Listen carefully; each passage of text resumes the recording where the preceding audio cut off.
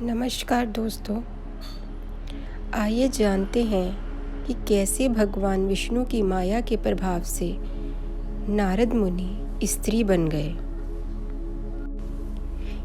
एक समय की बात है, नारद मुनि के मन में भगवान विष्णु के दर्शन करने की इच्छा हुई।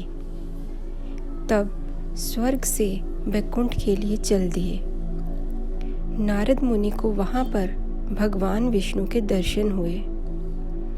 भगवान विष्णु अपने हाथों में शंख, चक्र, गदा और कमल लिए हुए अति सुंदर दिख रहे थे।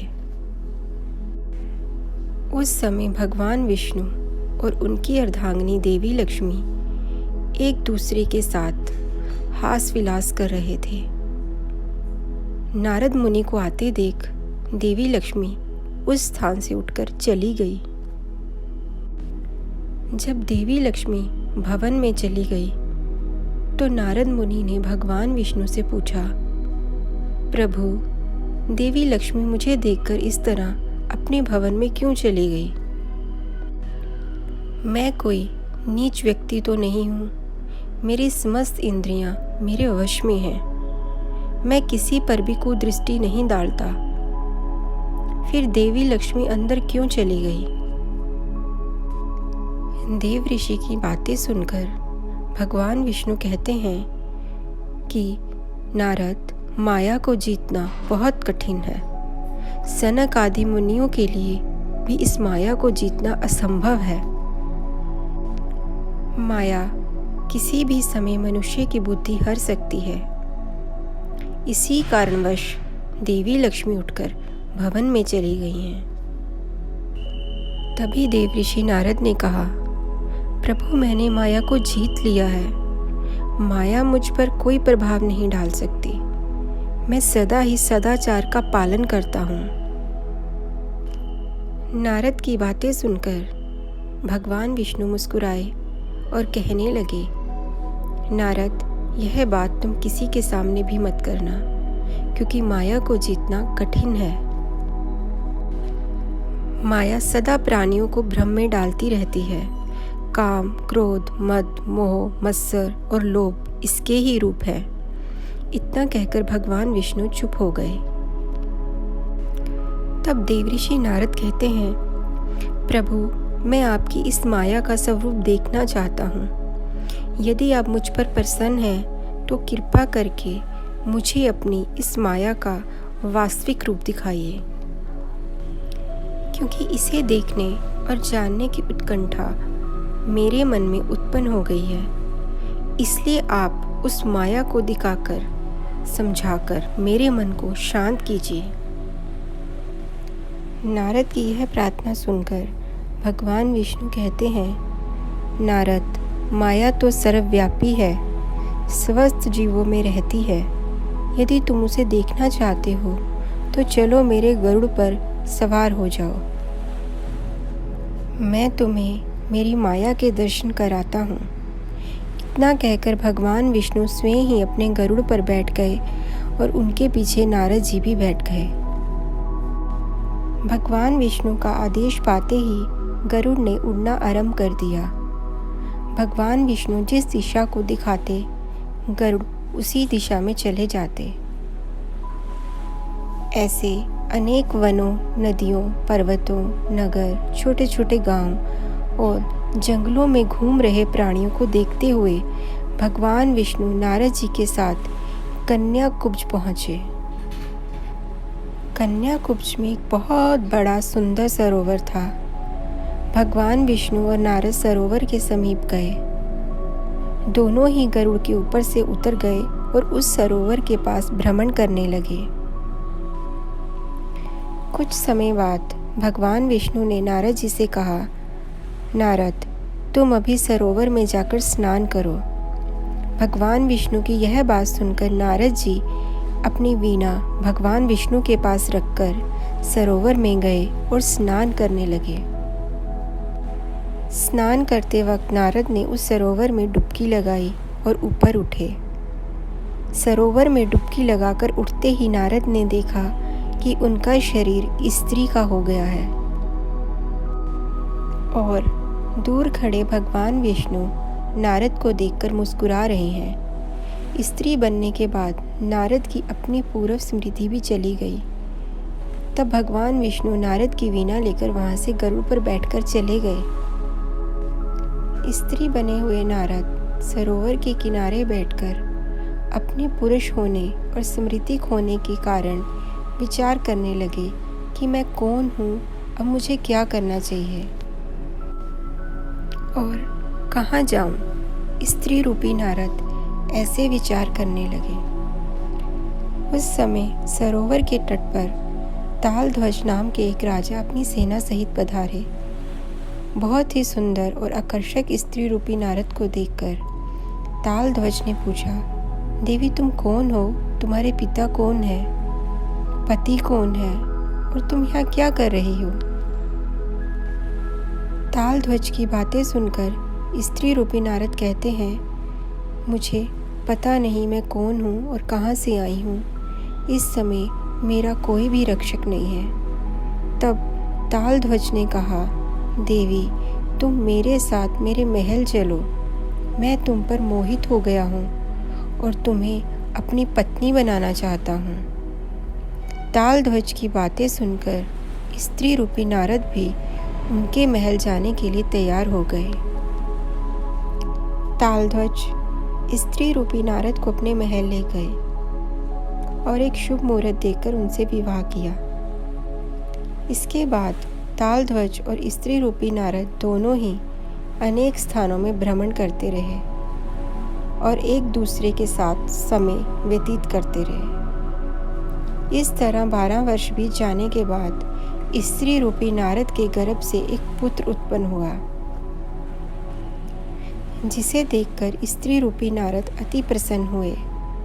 अब उनका समय उस पुत्र के लालन पालन में ही जाता था। इस तरह कई वर्षों में नारद ने 12 पुत्र उत्पन्न किए। यह सारे पुत्र बड़े हो गए और नारद ने अपने सारे पुत्रों का विवाह किया। घर में पुत्रवधू को देख अति प्रसन्न हुए। उस समय नारद अपने वास्तविक रूप को पूरी तरह से भूल गए थे। इस तरह माया के प्रभाव में पड़कर स्वयं ही भूले हुए देव ऋषि नारद के कई पौत्र और पौत्रियां भी हुए। स्त्री रूपी नारद कभी तो अपने बड़े परिवार को देखकर बहुत खुश रहते और उनमें से कुछ को जब कोई पीड़ा होती तो स्वयं भी पीड़ा भोगते। एक समय की बात है, तालध्वज के राज्य के पड़ोस के राजा ने उनके राज्य पर आक्रमण कर दिया। तब स्त्री रूपी नारद के पुत्र और पौत्र भी युद्ध में गए। उस युद्ध में देव ऋषि नारद के सारे पुत्र और पौत्र मारे गए।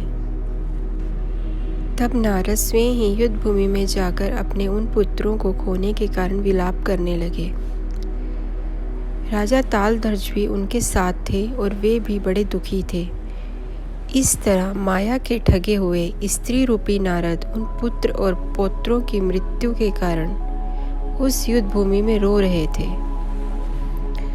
स्त्री रूपी नारद को युद्ध भूमि में यूं रोते हुए देख भगवान विष्णु एक ब्राह्मण के रूप में वहां आकर उन्हें समझाते हैं, देवी तुम क्यों रोती हो, संसार में मृत्यु तो सभी की होती है, इसलिए शोक नहीं करना चाहिए। इस संसार में ना तो कोई किसी का पुत्र है, ना कोई किसी का पिता, ना कोई किसी की माता। ये सब रिश्ते नाते माया जनित हैं। अपने दुख को छोड़कर तुम इनकी अंतिम क्रिया करने का कार्य करो। ब्राह्मण रूपी विष्णु जी की बातें सुनकर स्त्री रूपी नारद और तालध्वज ने अपने उन मरे हुए पुत्रों का अंतिम संस्कार किया। उसके बाद ब्राह्मण रूपी विष्णु जी ने कहा, देवी अब तुम अपने पुत्र और पुत्रों की आत्मा की शांति के लिए तीर्थ में जाकर स्नान करो। ऐसा कहकर भगवान विष्णु स्वयं आगे होकर स्त्री रूपी नारद और तालध्वज को उनके संबंधियों के साथ पुण्य तीर्थ में ले जाते हैं। तीर्थ में एक बड़ा सरोवर था। ब्राह्मण रूपी विष्णु जी स्त्री रूपी नारद से कहते हैं, देवी, अब तुम इस सरोवर में स्नान करके अपने पुत्र और पौत्रों की आत्मा की शांति के लिए पूजा करो। देवी, तुम अपने इन पुत्र और पौत्रों के लिए शोक मत करो।